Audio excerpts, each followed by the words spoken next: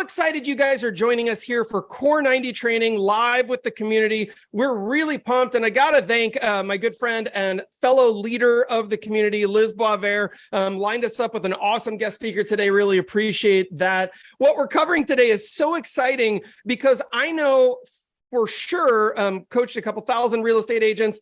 I know that most agents don't own a giant portfolio of real estate, which is interesting because we're like, I'm in real estate. Real estate's awesome. How much do you own? Well, maybe my house. I don't know. And so we're going to go a little bit further today, and we're going to talk about the path that real estate can lead you into, which is understanding how to not always be giving your great investment opportunities to your investors. Be the investor. And so today we're going to start turning that corner. And who better to break down some like limiting beliefs for us than to talk to a 27-year-old. Trevor's 27 years old. He's purchased over 100 rental properties for over $15 million in value using OPM, other people's money. Understanding really creative financing strategies and high leverage opportunities that took him there. And so we're going to jump into that today. This gentleman's accomplishments, 27-year-old, owns over 100 rental properties, over $15 million in value. I can't believe that that is possible. It's super exciting. So Trevor, thanks so much for joining us here today and for choosing to spend your time with the community. Really appreciate it, my man. And I think I just accidentally muted you. That's good. Good No party foul. Can you hear me all right? I can hear you great.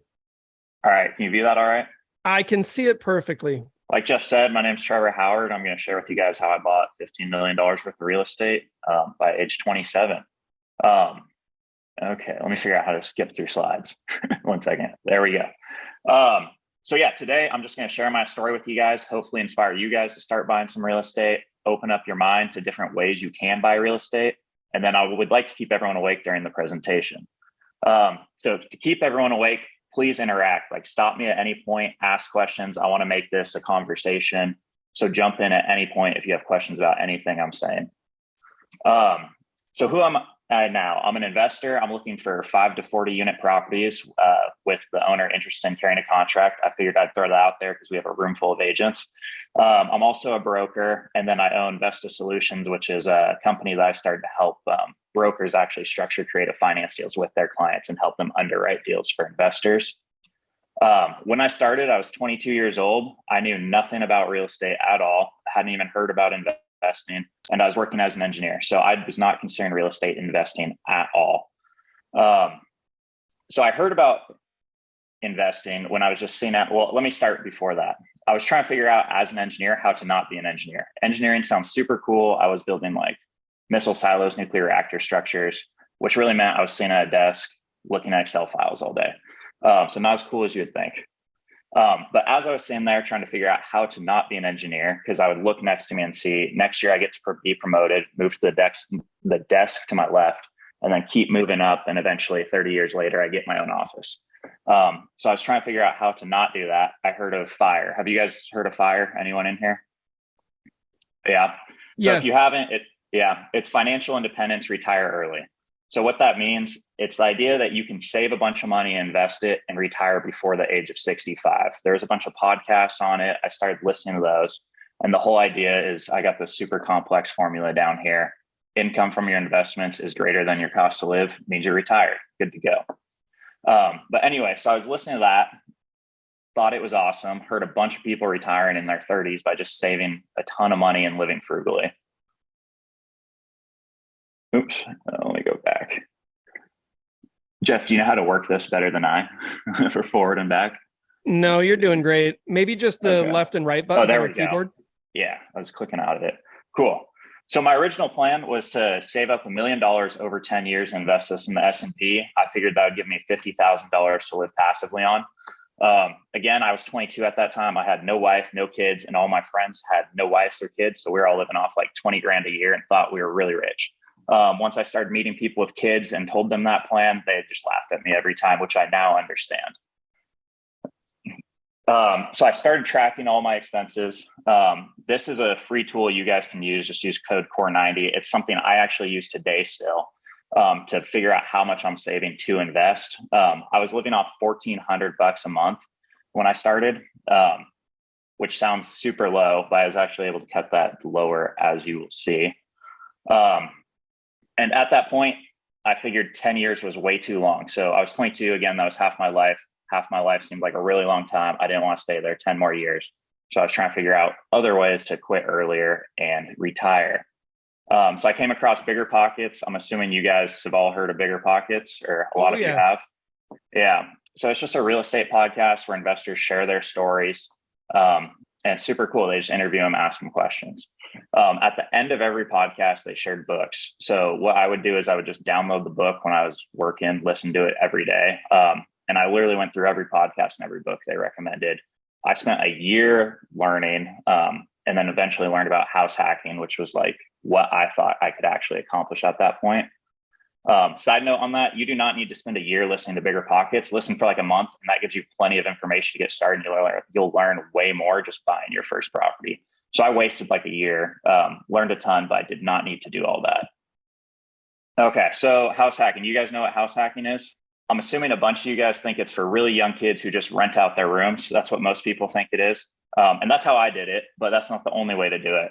So you can do it that way. You could buy a 2 to 4 unit property. The biggest objection we hear is I have a wife and kids. I can't house hack. If you want to do it that way, you can buy a house, live in it for a bit, move on to the next. You could buy a fixer upper, live in it for 2+ years, sell it tax free. You could buy a house with an ADU. You could buy multiple houses on one lot. There's a ton of ways to do this. Cuts down your living expenses. And if you're not doing this now and you're not investing, this is by far the easiest way. It takes 0 to 5% down, which most people have. And if you don't even have that, you can get it as a gift from someone else. So if you're not house hacking and you want to invest, start with that. This was my first house hack. So I was living with all my friends in Portland. We were all, just renting a house. I offered for them that I buy a house and rent them rooms because I didn't know who else to fill the house with. At this time, this was the house we were renting. To show you how frugal I was, to save an extra $300 a month in rent, I picked a room that had no wall. I spent $100 and built a wall out of sheetrock and made a sheetrock door just to save $300 a month to reach my fire goal. So I bought my first house hack, $14,000 all in. I shit my pants. I took on $400,000 of debt, and it was the scariest decision I've ever made. The first deal you will do is always the scariest. I've taken on way more debt after that and way more risks. And by far, the first one's the scariest. So I moved my friends in, and I was like, holy shit, I'm living for free now. So my $1,400 a month was going down, and I thought I was a genius. So I had no more rent. Plus I was getting paid to live for free, which means I was saving way faster. So 10 months later, because I was saving faster, I realized I could buy another house hack. So with this one, I realized if I buy a house with more bedrooms, I make more money. So I rent out the room I was in and then bought another house hack, filled it all with strangers. And again, was getting paid to live for free and saving even faster. So at that point, I was making $2,000 per month, and I was now spending only $1,000 per month. And I thought I was retired because my income from my investments was larger than what my cost to live in. Not truly retired, as I've learned later on. So at that point, I thought I owned 99%, or I own 99% more real estate than the rest of the US. I don't actually know, but like you were talking about earlier, Jeff, that's a ton of real estate for most people. Because of this, people started asking me about real estate. I was not licensed at this point or anything. I had no interest in being a broker, but I just wanted to invest. Heard that was way out of doing your W-2 job. But because enough people were asking me, I decided to get my license, and I quit my job as an engineer to just invest in real estate and help other people invest. At that point, I wasn't super smart still. I realized I could no longer qualify for loans, and my whole plan of house hacking was ruined. So because I had no income, and I learned brokering is really hard when you're starting out and know nothing, and you have to go talk to people and get clients, which I did not know. I was making $0. Luckily, I was covering all my living expenses too, which helped me make the jump into that. But I could no longer get loans, and my whole plan was ruined. During that time, of buying the first 2 house hacks, I was continuing to learn, listening to podcasts. I started meeting a bunch of investors and just asking them how they're investing. I saw you could go talk to 100 investors. They all have 100 different ways to invest. It's super cool, but also super frustrating because you don't know which way to start. But I was just continually stacking knowledge, learning about the different ways. And then I heard about multifamily investing. And I realized, oh, I can use partners to buy deals at this point. I do not qualify for loans, but I have all these friends who are engineers. They ask me about investing. They don't know what to do and they're scared to do it alone. So we started partnering. The next deal after that I did was I bought a fourplex. I got my buddy to use his FHA loan, went and lived in it. We each put 1.75% down. And now we owned a $600,000, $700,000 asset for almost no money. At that time too, I heard on Bigger Pockets, like, hey, you need no money. You can go buy millions of dollars of real estate. I was like, oh, that's cool. Just took them at their word. So what I thought was a good idea was I would go start walking into banks. I was 23 years old. I looked like I was 17. I look kind of young now. I looked even younger then. And when I'd walk into the banks, they would all laugh at me as soon as I sat down with them. And most of them would just be like, we're not going to have this meeting. So except for one banker, and well, side note on that, because I was reading all those books and like having all that knowledge and learning all that, I could actually email them and they thought I was an investor who knew what I was doing because I could talk the lingo and ask them intelligent questions. So I could get the meeting every time. And then anytime I would get on the phone and they'd hear how like my voice would be cracking, I was still going through puberty basically. They would just end the meeting. Except for one banker. He was a super cool guy, sat down with me, answered all my questions. And he actually connected me to my now mentor. That mentor, he just told me about this guy. He's like, reach out to this guy. He likes helping young people. So I went and sat down with that guy, showed him what I was doing. And at that time I was, again, on Bigger Pockets. I heard if you write letters to owners, it's easy to find a deal that way. So that's what I was doing. I was going on apartments.com to try to find who own these apartments, which you guys all know that's a really bad way to do it. You just call escrow and they'll give you a list of whatever you want. So that shows you how little I knew when I was starting. He gave me tips like that to go contact escrow and do all these things and how to go about it. I took his advice and ran with it. And then 4 months later, I put a $2.4 million 16-unit apartment under contract from just writing those letters to owners. And all I would do is tell them who I am and what I'm trying to do. And I saw you own this property at this address, and I would like to meet with you and see how you bought it. And I was just handwriting those every morning and sending them out. So I actually had no way to buy this. I didn't know how I was going to do it, but I thought I could at that time. So I put this deal under contract. I told the guy like, hey, I'll figure it out. He just liked that I was reaching out and doing that. And that's one thing you'll learn over time. All these guys that own real estate, they will share their knowledge if you're interested and ask questions. So I highly recommend anyone that you know that's an investor, sitting down and talking with them. But anyway, so I called everyone I knew at that time, told them why I thought this was a deal. I didn't own anything this big. I didn't know if it was a deal or not exactly. I knew how to do math because I was an engineer. So I just pitched them all on it, said why I thought it was a good idea, found enough partners, and we actually put the deal together and bought it. So I called back that guy that I had like a 2-hour meeting with. I was like, hey man, thanks. Your advice worked. I bought this 16-unit apartment complex. He was super happy about it. He's like, I sit down with people every day, give them the same exact advice. No one runs with it. So I started working with him a little closer, and he had me start analyzing his deals. And I just offered to do this for free. So every deal he was looking at buying, I would just underwrite it, tell him why I thought he should buy it or why he shouldn't. And side note on that too, I learned how to underwrite deals because again, on Bigger Pockets, they said, if you go on LoopNet and you attempt to underwrite 100 deals, by the end of that, you will learn how to underwrite. So I just took the advice, did that, and it is true. You will learn how to underwrite if you try to underwrite enough deals.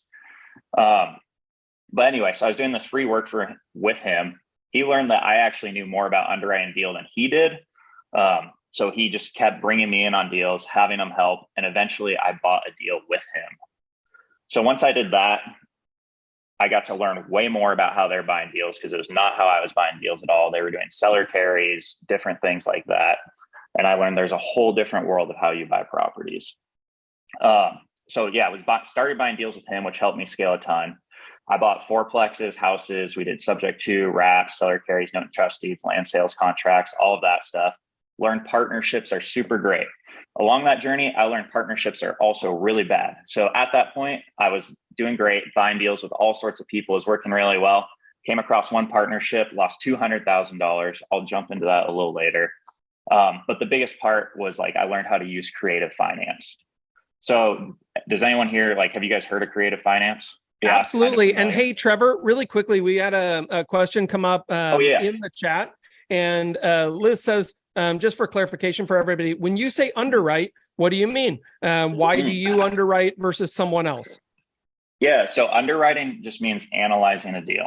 So you're diving through all the historical expenses of this deal, seeing how it's performed in the past, how it's currently performing, and all the things you can do to improve its performance of why you may want to buy it. So it's like, hey, market rent is this, the rents are here, they're overpaying for all these items, and figuring out how you can make money on the deal. So it's just giving a comprehensive analysis. That's awesome. Yeah. Thank you. Yeah.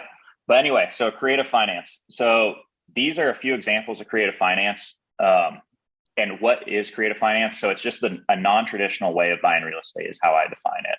So you have seller carries, and there's different types of seller carries. You have notes and trust deeds. So note and trust deeds is kind of how you buy properties now with the bank. So in this case, the seller is the same exact way as securitized, the same way a bank is. You could do a land sales contract where a seller stays on title, or you can just use promissory notes. Subject to and wraps. Have you guys heard of that? It's kind of popular right now. Yeah. So subject to is basically where, same as a wrap, but subject to is where the seller gives you title, sells the property to you, leaves the debt in their name, and you start servicing the debt on their behalf. There's a lot of pros and cons to it. A wrap is the same thing, except for you're adding additional debt. You have lease options.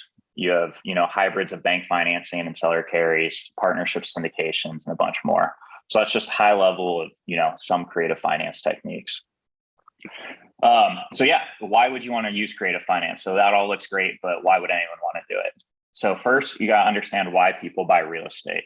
So this is the 4 ways real estate pays you, the 4 economic benefits of owning real estate. So you have cash flow, all your income minus your expenses, right? And your debt, your cash flow.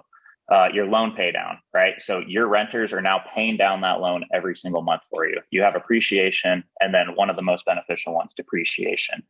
On paper, you can show a loss with this property writing off over time as it's actually appreciating. Any questions on any of those? No, and I think this is critically important for people to understand, because it gets missed so often, because it's like, well, I don't know if that property is only going to break even. I'm not really sure if it's worth it, kind of a concept. And especially in today's market, where maybe even non-traditional lending strategies have gotten a little bit more pricey, you might be looking at something where it's like, I'm just going to break even on this, but there's a lot more to consider outside of just what your cash flow might be in the short term. Yeah, and that's a really good point, and I'll dive into that a little bit later. Cash flow is not the only way to make money in real estate. It's super great. It's what everyone talks about, but you're going to get way wealthier with the other 3. So my model, so I started out investing for cash flow. Like that's all I thought about, because I was trying to, quit my day job and cover all my expenses. I now invest for net worth. My model on that, or my theory, is I think net worth is easier to convert to cash flow than cash flow is to net worth. Loan pay down, appreciation, depreciation has added way more on my balance sheet than cash flow has. I'm located in Oregon, so it's not really a cash flow state also. So that's part of why I do that if I want to invest within my own state.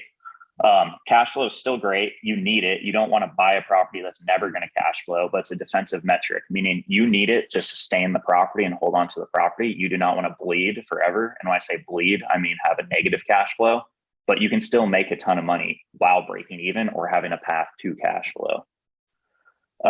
So here's a real life example. This is a buddy I've helped, and he's doing house hacking. He never rents out any of the rooms. And this is a perfect example of he never cash flowed day one. So he now owns 5 houses. He bought one every year and a half or so. He would buy it with his wife, move into it, do some floors, do some paint, live in it for a while, upsize to their next home as they're having kids and all that, and then keep the first one and rent it out. So every single one of these houses he bought was negative cash flow to start, which is throughout history, you'll see that. Like all the houses I started out buying, I rented out by the room because they would not have cash flowed. But as you guys know, your payment stays flat over time and rents increase. So if you are, you bleed $200 a month, you're basically putting $200 a month into a savings account because you're paying principal only. So I would do those deals all day. But anyway, so he never cash flowed.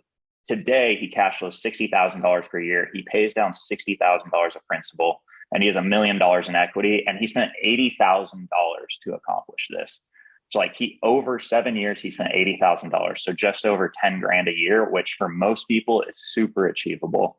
And this is like, there's stories like this all day. This is what my original plan was starting out. And we help people do this all the time.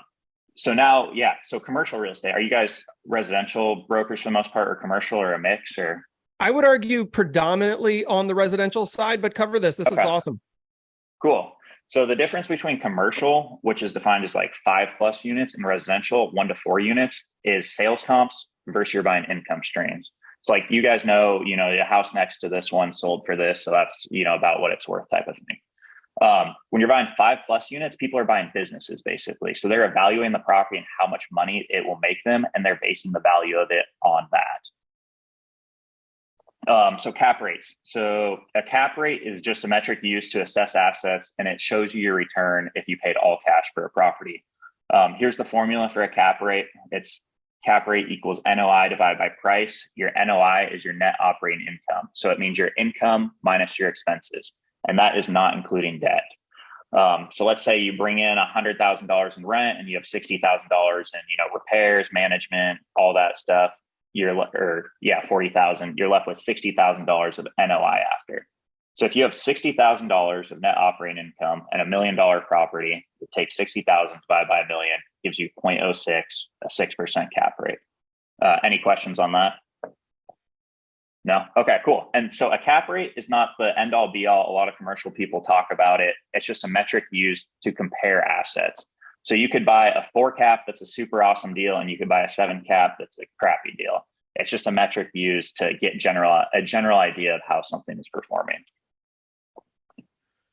Okay, so here's an example of a deal I bought in cap rates. I bought a 6-unit property for $700,000. It rented for $500 per unit. It needed a ton of work, lost money every month because the rents were so low, and it was around a 3% cap rate. With that cap, like in that area, things were trading at a 6% cap rate, meaning on paper, this was a crap deal, and no one wanted to pay that price for it at all because of that. So I knew market rate on these were $1,300. So I had $800 of rent increases I could give. And once I got it there, it would be worth $1.1 million, because in that area, stabilized properties trade at a 6% cap rate. So you can do the algebra, reverse the math, and come up with that number. So I bought this deal creatively. I bought this deal with bank financing and then over leveraged with a line of credit from the seller to do all the repairs on the property. I stacked this property with $800,000 of debt. And why I came up with that number is it covered all my renovation, plus it paid for all the bleed as the property was vacant. So as I got it performing, this full debt stack covered all the costs, and I would have to come nothing out of pocket. Once it's done, then I knew I had $300,000 of equity in the property at that point. Hey, Trevor, can I ask you a question on that? So did you do that? I'm assuming this is Oregon because you've talked about it. Did you do that before the rent control issues came out, or because how'd you get those tenants out? Yeah. So if you have in Oregon, it is way harder. So you have 4 legal reasons you can evict a tenant. You guys, are you located in Oregon, I'm assuming? Yeah. So the main one people use is you're selling a property and someone's going to move into it and owner occupy it, and you can issue an eviction at that point. Building. Yeah. So, but with an apartment building, you can do a 90-day eviction if the property is in disrepair and it's going to be unsafe for them to have it and it needs to be repaired. So you can buy value add properties, but you're giving 90-day notices on all these. So they have plenty of time, and then you're paying them 1 month's rent. Have you had any pushback on that from the courts or anything yet? Yeah, we've actually ran into problems. It's never gone to court, but people think you can't do that. But we've had to, sit down with attorneys and deal with that before. We buy a lot of value add properties. So this is something we're commonly doing, and we're not going through and kicking everyone out. We're slowly doing it over time for properties that are actually unsafe, because when I've not done this, I've actually been sued because a tenant wouldn't let us come in, wouldn't let us fix anything, and then sued us because we bought it from a slumlord and had to fix it up. But no, I have not got a ton of pushback on it, and we run it through the attorneys, and we are go ahead to go with it. I'm going to go deeper on this. Does it technically have to be it doesn't necessarily have to be unsafe for them to be living there to give them that 90-day. It just has to be that you want to do a massive remodel, and it would be unsafe for them to live there. Unsafe while you're doing the remodel is how the law is written. Yes. Yeah. So any property that's a little rough and you decide I'm going to rip out a bathroom, which anyone you can do that's 30 years old or 25 years, no problem. Okay. Yeah. And then there's different people have different thoughts on that in Oregon too. Like we have investors we work with who are really aggressive with it. We are not so aggressive with it because at that point, if someone fights back on it, you're going to the court and it's the judges, up to the judge at that point. It's a super, tenant friendly state. So if you're close on rent and you're just going to redo a bathroom and whatnot, we're typically doing the math and leaving it and just increasing max rent increases until then. We're really only trying to do this when it's like we buy stuff that's literally has cockroaches running through it, a hole in the floor type of thing. And it's like, okay, that's a really easy way to go about and renovate it. And then you're just moving people out as you remodel units, right? So some cash flow. Yeah. Yeah. I mean, ideally, you can buy a property that you don't have to remodel anything and just below market rent. You just do economic value out of raising rent. That's the easiest thing to do. That's just way harder to find. Trevor, you have to get lucky if people move out, which I'm doing right now. I've been lucky on some, we figured it in and we were modeling, but we're not kicking people out, but people have been moving out, the rents are up. Yeah. And the other thing on that, if you have good tenants and you go talk to them, and we've done this a few times and talked to our attorneys about it, but you can renegotiate a lease, meaning like, hey, can I move you to this unit for a little bit, rehab your unit? You're going to have a way nicer unit.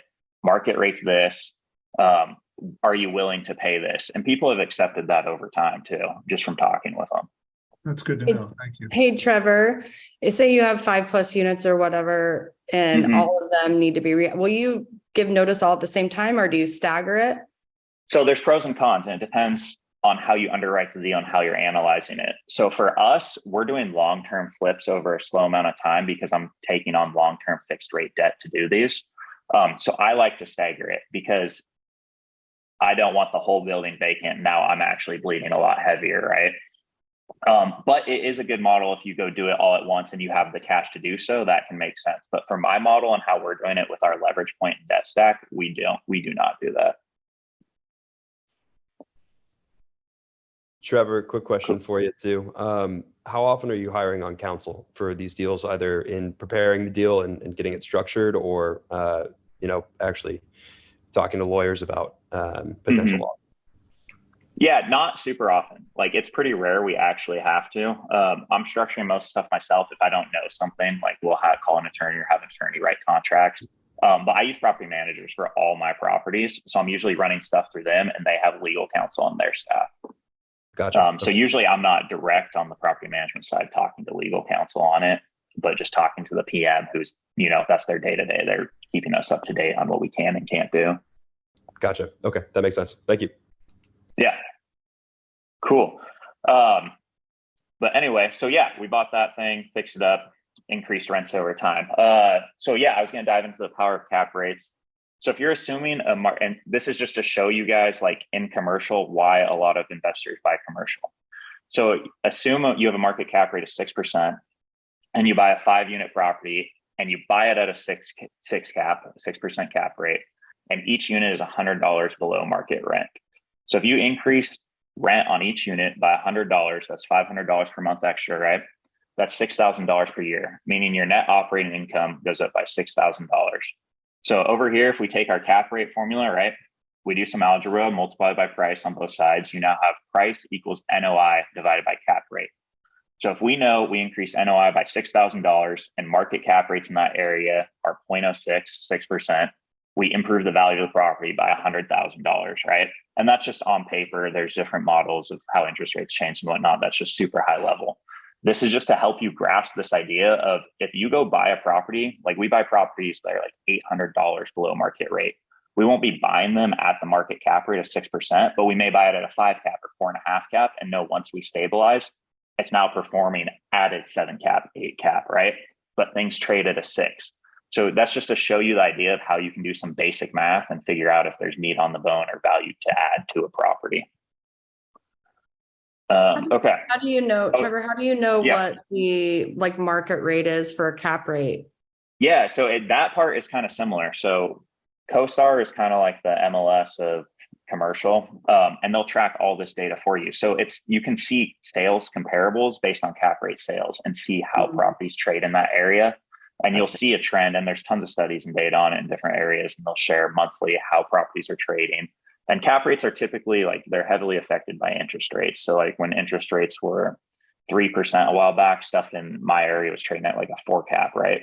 Now interest rates are 6, 7%. They're trading closer to a 6 cap.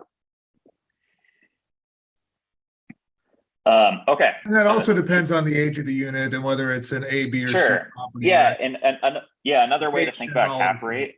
Yeah, typically, if you're buying a stable property, the lower cap rate means it's more secure, less headache, less work is how you think about it, or a lot of people think about it. And cap rates aren't the end all be all. It's just a metric to use. You don't even need to use this metric to buy properties. I know tons of investors, they don't care at all about cap rates. But if you're talking commercial and you're talking to other commercial brokers, it's the most common, term or metric used. Okay, so here's another creative deal example. So this is a subject to deal. This is one I bought. So again, subject to is taking title of the property, but leaving debt in the seller's name and servicing it on their behalf. So this is a house I bought, $9,000 all in. We took over a 3% interest rate when interest rates are like 7% on, buying a normal house. Seller in this situation had negative $15,000 in equity because they levered the property at 100% when they bought it, had down payment assistance, and then they were going to have to pay broker fees on top of this. So we structured this creatively where they did not have to do that. We overpaid for the property because it wasn't worth that much, but we knew with that debt on it, we could cash flow. And that $9,000 actually just went to paying the agent on the other side. And the seller actually walked away just not having to write a $15,000 check. So we make like $50 on this or break even, which is nothing, but we pay down the loan, $600 every single month. And then 10 years later, the home's worth much more. So that's another example of a deal that doesn't really cash flow, but will make us a ton of money. And when I say doesn't cash flow, I mean, this breaks even after accounting for management, repairs, and all these expenses. If you're just looking at your PITI and your income, like you're going to be very negative. You got to account for the other expenses in there. And you're working depreciation into that too, right? So correct. And when I'm underwriting, I'm not looking at depreciation that much. Maybe I should be more, but I'm typically looking at like principal pay down and then the value add aspect of it. And then I just think of depreciation as like a bonus. Okay. Okay. So subject to, like, I love right now because everyone just bought a ton of homes. It's something like, I don't know, 50 to 70% of interest rates are below 4%. And these deals are all over with these super low interest rates. And then with how the market dipped a little bit, sellers are not accomplishing the prices they want. So I think this is a great opportunity for you guys as agents to sell deals to investors. Investors will buy these all day because they can hit double-digit cash on cash returns with them still. And yeah, it's just a super cool thing to do. It only works in certain situations and there's upside and downsides. I can dive into those a little more if anyone's interested in that. But hearing what your conversation is with that seller, because I know as agents, we're always like, it's illegal. Agents are, it's illegal, right? That's their first conversation because they've been trained that. The other is, it's not. It's just, but if you could walk through that, why it's not illegal. The other would be, what's the conversation? We know that the seller now has a loan in place. It's harder for them to go get another property. So how do you walk through that with them? That one, to explain like why it's not illegal. Number two is, how do you have that conversation with the seller?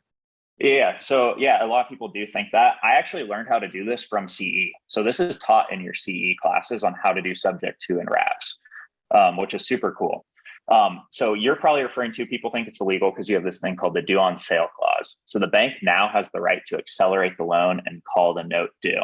Doesn't happen super often, but by far the biggest risk with the property. But there's no due on sale jail. It's not illegal or against your loan docs at all. The lender has the right to call your loan due.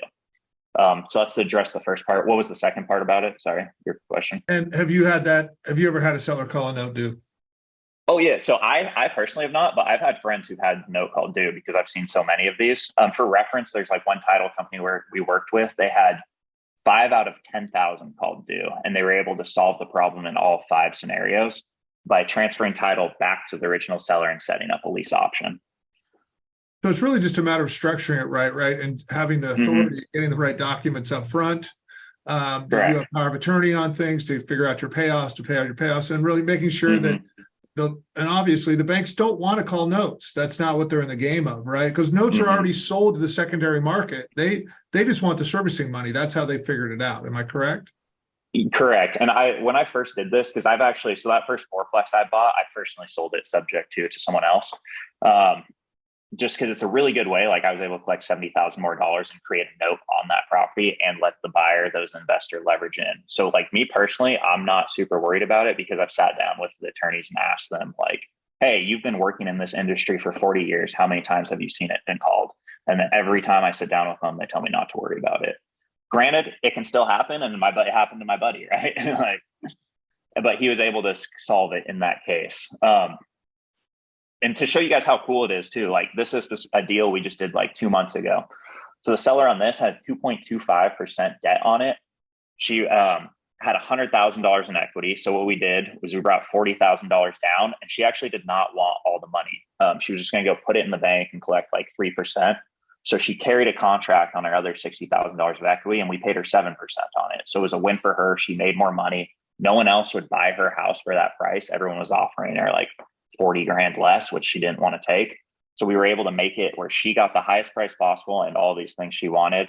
And we were able to get into a property with a 2.25% interest rate.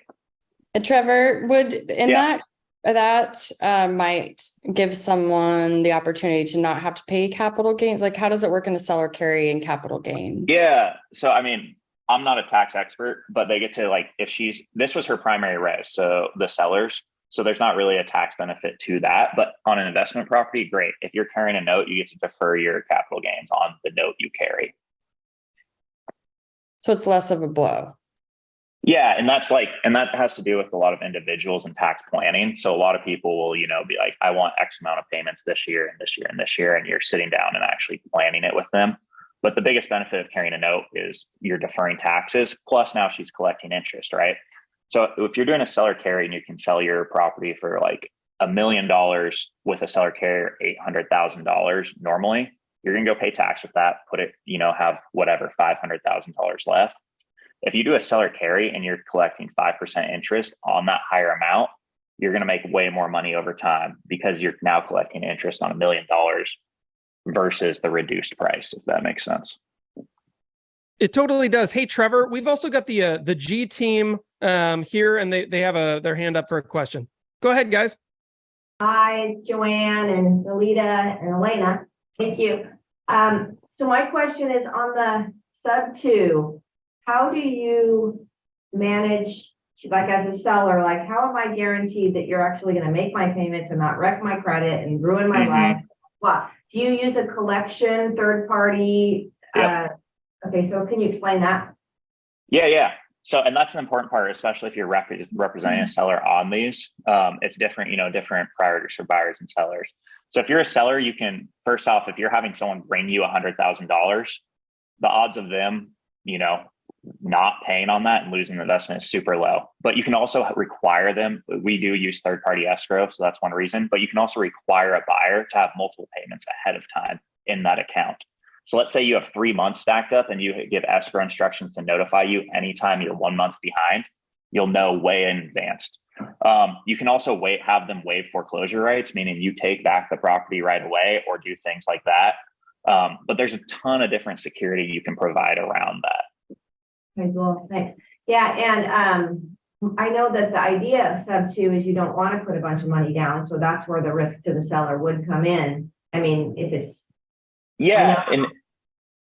and it's the thing about using other people's money and stuff. I know that you have investors and stuff like that, but I know that a lot of them are just like, listen, you don't need anything down because I'm doing this, this, and this for you. So I just wanted to kind of cover that. So thank you. Yeah, and I would say it's pretty rare to find them where you don't need money. In the case where we brought 9,000, like that was actually a true win for that seller. They would have had to pay 35 grand, which they did not have to do the deal. So it's mostly in that case where there's like no equity in the deal where you'd bring no money. And most of these, people have equity in their homes. So people are bringing money down. We find the sweet spot is probably between like $40,000 to $80,000. And that makes sense for both buyer and seller at that point. We don't see a lot of no money down on them, but they do exist, but it's more of a distress situation in that case. Hey, Trevor, this is really awesome. And just to provide a little context for everybody on here, because I know sometimes if agents haven't been spending a lot of time in this space, this is where things started getting really glossy. And they're like, oh my God, it's a lot of math. It's a good thing Trevor's an engineer because I'm throwing my hands up. And just to unpack this a little bit, guys, this is how right now you can unlock inventory that has been locked. Right? Ultimately, what happened over the last several years because of interest and the economics of what was happening in the world is some inventory kind of got locked in. It's a little bit log jammed, right? People thinking that they can't afford to motivate their property into the marketplace because they're going to lose money. And what's happening here is as a result of creative deal structuring and creative finance, Trevor and now his partners have figured out how to be able to unlock those properties, bring them to market, bring them to themselves, create wealth for themselves, while also creating an opportunity for that seller to be able to move on if that's what they need to do without really feeling like they're losing in the process. I think that's really brilliant, man. Yeah. And the biggest thing with creative finance is this is just one tool in your tool belt, right? So if you're understanding all these things, when I'm talking to people, we're not recommending they do one thing at all. We're just asking them what their goals are and what their story is and what they're trying to accomplish. And once you start understanding how all these tools work, you will know what is best for their situation. Yeah, that's so if awesome. If you go to every house on the market and you try to have them do this, it's going to be a very low success and you're wasting a ton of time. Like it's a very specific demographic person you want to do that with. Cool. So, and here's another story just to show you guys like anyone can do this stuff. So Dane, he's a 23-year-old kid. He just saw I was buying stuff, asked to meet with me, just like I asked to meet with my mentor. I sat down with him for 2 hours, showed him basically what I'm showing you now. He asked me a ton of questions, sent him off on his way. He found a 10-unit apartment complex, set up the deal with a 95% seller carry. He didn't have the 5% to buy the deal, so he brought it back to us. We paid 100% for his portion and gave him 20% ownership in the deal because the deal made sense for us to do it that way. And he knew nothing about real estate when he started. He was a broker. He had never even brokered a deal before. This was the first deal he brokered as he bought it. And he didn't know how to underwrite a deal or anything at that time. He just kind of ran with the basic steps and knew he would figure out the next step along the way. And this is something we do all the time. We love partnering. It's how I've had a ton of success, and we still partner with agents who do deals, with us today. For example, I paid one agent last year or the last 2 years, like $250,000 in commissions, and he owned a portion of every single one of our deals with none of his own money, just because he knew how to structure them in a way we wanted to buy them. The downsides of partnerships. So partnerships sound super awesome, and they are 99% of the time when you have the right partners, but not always. So like I said, when I started out, I was just partnering with everyone because I just wanted to do deals. I was addicted to doing deals. I got myself into a $300,000 building, which was like one of the cheapest things I owned, and I only owned 25% of the project. I found out my partners who told me they were making 300 grand a year. So I was like, worst case, we go 200 grand over budget. We all put in 50 grand. We're actually not making that much money. They were doing flips that were losing a bunch of money and didn't tell me about it. And I did not do my due diligence on them. So I didn't look at their track record. I didn't verify how much money they had, and they were just lying about a ton of stuff. So in the end, I actually funded that whole thing because they had no money and lost 200 grand on it over time. So when you guys are doing partnerships, the biggest thing is to actually check, like, do you know this person and trust them is first off, yes or no? And then check their track record. Is what they're telling you that they're doing actually what they're doing? And you can go, do your due diligence, look at their, what they bought, how it's doing, check their budgets and do things like that. So that's something to watch out for with partnerships. But yeah, good news, 99% of my partnerships are great. I learned a ton from that experience. I was lucky to do it early on, and hopefully not make those same mistakes again. The upsides of all my partnerships has outweighed that $200,000 I lost from that one, bad deal. Cool, guys. Well, so I just wanted to, recap what we discussed and then give you guys time to answer or ask a bunch more questions. So we just kind of went over how I got started, house hacking, how you guys should all be doing it, partnerships, creative finance with the 4 ways real estate pays you, and then kind of some commercial stuff and how cap rates work. This is absolutely awesome. And while people kind of pull their questions together here, because I'm sure we're going to have a bunch coming through, I think one of the things that I'm taking away here is 2 parts. I shouldn't say one of the things then. So 2 things. One is I believe that most agents should have a goal of converting some portion of their earned income into permanent wealth, asset class wealth that's effectively going to pay them over the long haul. Because agency is terrific, but selling homes when you're 94 is not as fun as when you're 30 or whatever. And so ultimately we need to have a path out of that. And there's a lot of creative ways to do that. And I love that this is one more that we can add to the arsenal and the tool belt. The other thing that I'm seeing here is there's a pathway here to unlocking inventory that I'm excited about, because we've seen the log jam. We've seen some people being kind of frustrated. Oh, I'd love to sell, but I can't right now because I'm going to this, that, and the other. Not that this is going to work for everybody, but it's one more tool and the opportunity to have a higher level conversation. And if you're like me, you're on this call today and you're realizing I probably need to read a little bit more. I probably need to do a little bit more research and dig in on this topic deeper so I can increase my understanding, right? We've got people on this call who are doing a tremendous amount of real estate. And yet this might be a new field, even for somebody who's doing 200, 500 transactions a year, right? Because they've got their head down and they're in that lane. So I love this. And thanks for doing it. Let's take some questions from people who are live on the call. Who has a question right now? Let's see. We've got the G team, I think, had hands up first. Hey, guys. Hi. So it caught my attention when you said that you paid this guy's earned $200,000 in commissions, and he also owns a part of every deal. How does owning a part of every deal go? Because that's why I feel like I'm finding things for my clients, and I'm getting them these great properties, and it's like, okay, what's my piece of this other than getting my little commission check at the end? So why does that work? Yeah. So, I mean, why we did that is because we knew he would bring us more deals. So we love, yes, I'm a broker. I broker none of my own deals. So I have brokers who do it all for me and are finding the deals. So why we did that is we gave him 5% ownership of every deal plus his full commission, and sometimes paid him extra commission because we knew the value of these deals he was bringing us were way more than what we were paying him. And we wanted to do more of them. So if you're an investor, investment minded agent, that is definitely something you can do and place yourself in deals with. So he's actually on title, and what does he get for the 5%? Is he getting a monthly check, or how does that work? So he's getting 5% full owner of all the benefits of real estate, right? So he gets 5% of the cash flow, 5% of the appreciation, 5% of the depreciation. Cool part is typically when you're signing on and you own less than 20% of the building, you don't have to sign on debt. So you actually have less of the liability too. But again, you can structure that any way you want, right? That's the cool thing about partnerships. Anything all parties agree to, you guys could do. Awesome. Thank you. Yeah. Can I add to that, Joanne? I mean, I think one of the things that happens, and Trevor, you can walk through this, is that agents don't realize the value they bring into the deal. So if you can, Trevor knows this, if he can find a great deal, he can always find money.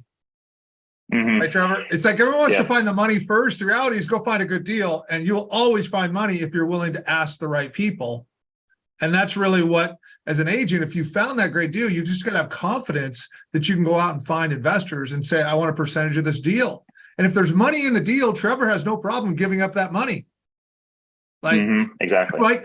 It's so much value add. It's do you mind giving up a little bit? No, because it still makes sense, right? He's underwriting every deal. It still makes sense to give this guy.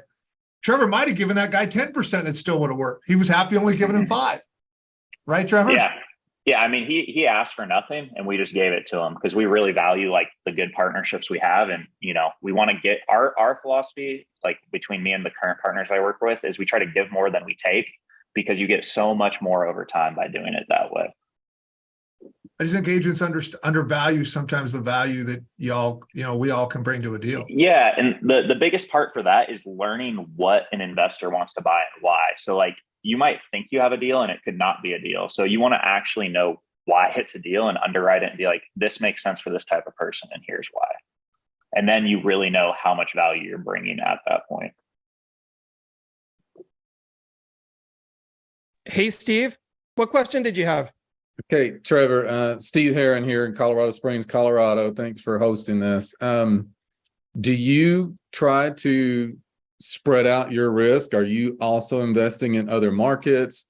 If you have the trusted partners in those markets, and obviously we have an incredible network in this group alone, but I would see there should be some wisdom in doing that because you never know a major Sure. employer could have a massive layoff, and then all your renters are in a tough spot, and then you're in a tough spot. Your thoughts on that? Yeah. So, I mean, I only invest in Oregon right now. And that's part of that reason is I haven't actually been investing that long, and it's in my backyard. So I know the space and I have the networks here. I would totally buy stuff out of state. Like we've looked at in the past, if we could buy it creatively and it fits our model. But I don't have boots on the ground. I don't have the deals there. I don't know what's going on there. So it's something that I would like to do in the future, but I haven't done up to this point. But if someone brought us a deal, yes, we would do it. Okay. Thank you. And we also had a question here in the chat. Do you guys ever use DSCR, debt service coverage ratio loans, when you're purchasing? Yeah, so I pretty much only use DSCR loans now if I'm using 1 to 4 unit properties, especially because I stopped doing the W-2 thing, so I can qualify conventionally for anything. So all I use is DSCR, and it's way easier because now your taxes become really complicated. Once you have a whole schedule of real estate, and conventional loans get really hard to do. And DSCR loans for a while were actually better than conventional. Today, they're about the same, but you can do interest only on a lot of them. So you can actually get your cash flow there, depending on what you're doing with the property. Yeah, that's awesome. And by the way, if you guys don't know what a DSCR loan is, go look that up. But effectively, it's looking at the income coming off that property as qualifying income for the note. We get a question here in the chat from Bree that says, you might have said this, but I came in late. Do you ever, or can you add a layer to the deal with a rent to own deal for the tenants with more expensive rents? I hear most rent to own never end up buying the home, but you can collect rents. Yeah, I haven't done it. The stories I hear about people doing it is like, you may buy a house subject to go sell it to someone else, rent to own. And why you would want to do that is like, let's say you take over a 3% debt, you can, let's say you bought it for $9,000, you can collect $20,000 for the option to actually execute and then, exit. So you have all your money back, and then you can sell it to them on a spread on the interest rate. So maybe they pay you 5% and it's still a good deal for them. I haven't done it, but I see people do it that way. And so for the option, you're talking about, there are no down payments in that situation, just so everyone understands, but there's a device called like an NROC. It's a non-refundable option consideration, comes out up front, and you can keep that money even if the deal doesn't go through for the purchase later. Is that what you're mentioning? Yeah, exactly. Got it. These are awesome questions, guys. Keep them coming. Who else had a question? I see William with his mic open. Did you have a question? I did. So knowing everything that you do now and having all the experience that you do now, would you still, if you were to go back in time, would you start house hacking, or would you go straight into trying to get deals together? No, house hacking. So because you can't, what I know now, you can't just skip all the steps and learn. I mean, you can. I shouldn't say that. It's just way harder, and people can't grasp that idea. So if you're not investing at all, most important thing is to just do a deal. You'll learn so much more from just doing a deal. And house hacking, I find, is the easiest way, requires the least barrier to entry. So I'd recommend that. But if you want to go make $1 million in 1 year and buy a 40 unit apartment complex, you definitely can. You're just, have to be willing to risk more and spend more time usually. Sure. And then on that as well, are you exclusively doing a commercial at this point, or are you still doing some residential? Like for what I buy? Yeah. Yeah. Mostly commercial. I would still buy residential deals, but it's usually, not with conventional rates right now. I would seller carries, yes, but mostly commercial, because commercial debt right now, we're getting debt quotes and like the high 5s, low 6s. So like interest rates are not that bad actually in commercial space. In the resi space, it's like 8.25, 8.75. Yeah. Yeah. Makes sense. All right. Thanks. Yeah. Questions come through in the chat. One was, are you finding DSCR rates harder to pencil? Yeah. So, I mean, yes and no. If you're doing a value add project, like it could make sense to use it, but if you're just doing a long-term hold, then it can be tougher. The one way I think like you guys should take advantage of this too as agents, it's super awesome. A lender will let you mix a seller carry with that loan as long as it's within their loan regulations. So let's say a DSCR loan will let you do 80%. You could go get 40% from the bank, a 40% seller carry. And if you're at 8% on DSCR and you can get a seller to carry at 4%, you can now get a blended interest rate of 6%, and maybe the deal pencils to at that point. But yes, just on like a straight, bank loan, it's hard to pencil. That's awesome. And then the second question that just came up from Jackie Twyman, also in Oregon. Awesome. How did you choose who to trust as you're doing these deals? Like, how did you develop your DNA around trust as you're going into partnerships? Yeah. So when I started, like, I was adding value to people that knew way more than me. So it's like they already had the credibility. I could see what they own. They were teaching me. So I was just trying to figure out how to add value to these people and how I could start investing with them, hanging out with them more. The deals I messed up on was like they were less credibility than what I had, and they didn't actually have a track record. So track record is by far like the biggest thing. And are they doing deals? I'm not going to say you shouldn't partner with someone that hasn't done deals. Like that fourplex I bought, super great deal. My buddy had never bought a fourplex before, but I was in full control of what we were doing. So that made it easier. That's awesome.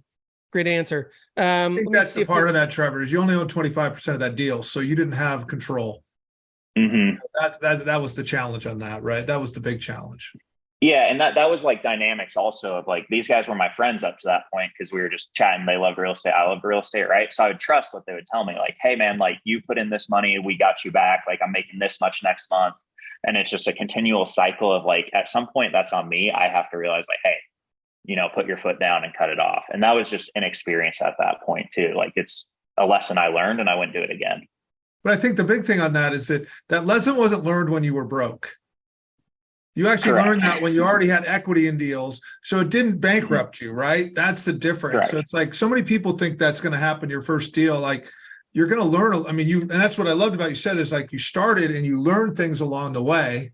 You're going to make mistakes. That just happens. Deals don't go the way you want them to go. I mean, if you do enough deals, you're going to screw up. Correct. And that's the biggest thing. Like people are really scared to start because they think of all the downsides. Everything is basically fixable. I work with an investor right now. He went 100% bankrupt doing some other business, got into real estate. In 5 years, he built a $50 million portfolio while being bankrupt, meaning he couldn't get bank loans. So like, just to show you guys, like, you can really do whatever you want in the space as long as you start thinking about it and like executing on it.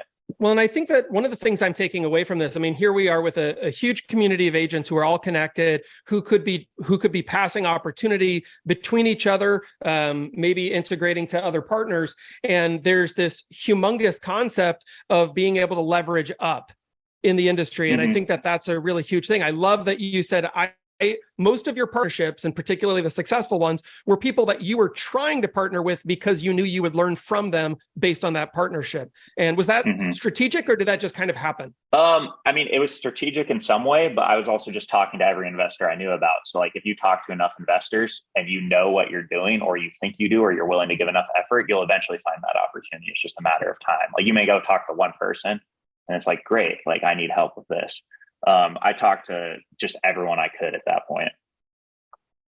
All right. So I'm curious do you ever purchase single family homes, or is everything multiples at this point?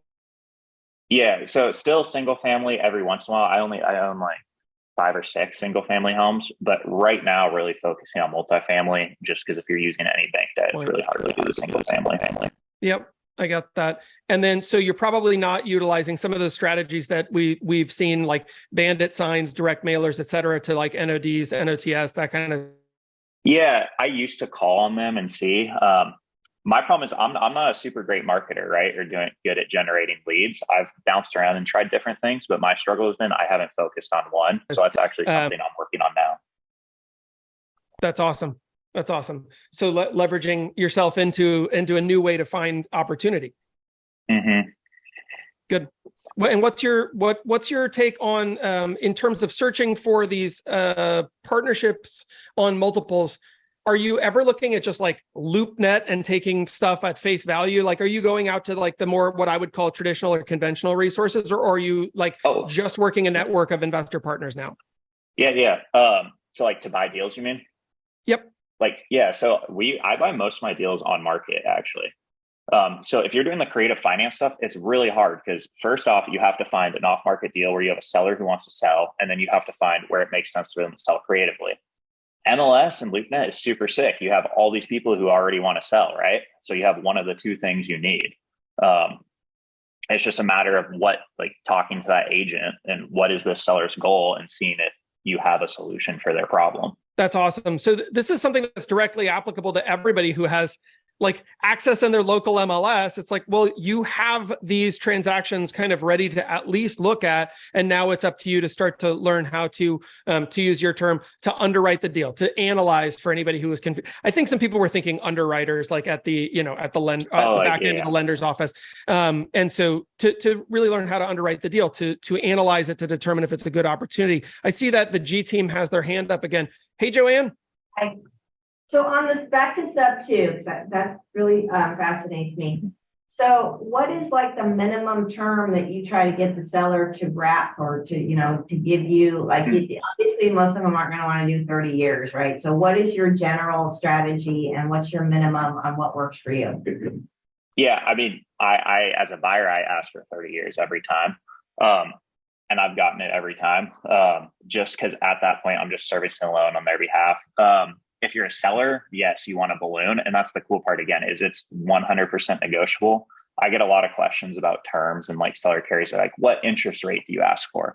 I have seller carries that are 3% interest rates, and I have seller carries that are 12% interest rates. It's such a deal by deal case. It's hard to give you like a black and white.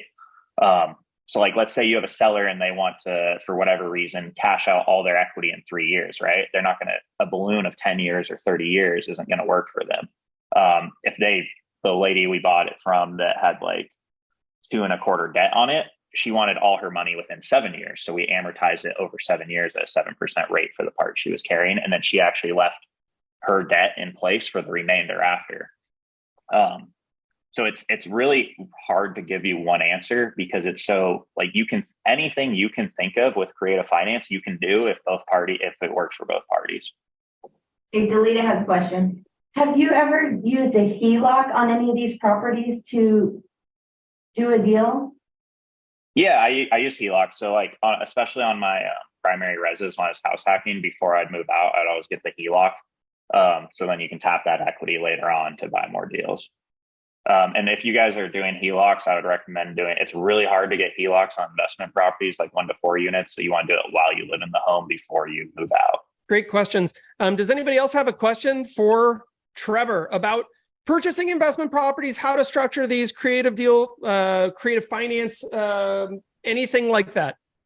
Because I have one more question, but I want to hold it until the very end. I have a question. Hey, Jacques. Hey, so Trevor, just in reference to subject to deals, when you're selling the idea to the buyer or the seller, I'm sorry, when they walk away, do they get some kind of paperwork or something that you give them that they can actually go to maybe another state? Let's say they move jobs, that kind of thing, that shows them debt to income. So like, yeah, when you service it, that's why we use third-party servicing, because when you service it third-party, they keep track of all the payments being made, and they can take that to a lender and show their debt is being serviced on their behalf and go buy another home. Right. So if you're doing it, like, you could totally do it just buyer seller between them and keep track, but I'd recommend third-party escrow, because they just have the escrow instructions and keep track of everything, and it costs like $6 or $8 a month only. Okay. Trevor, how long does that take? So I didn't really realize that they could do that. So and now that you're mentioning, I'm like, oh, this happens all the time with divorces where the husband or wife's making the payment for 6 months, it doesn't do it on their debt. So how long does it do they have to show the payments being made by another party before that debt doesn't?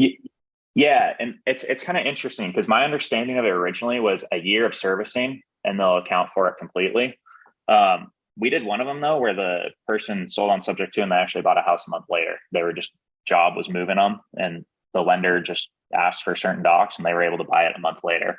So that's a little more in-depth lending. And I don't know the exact answer, but my understanding is a year.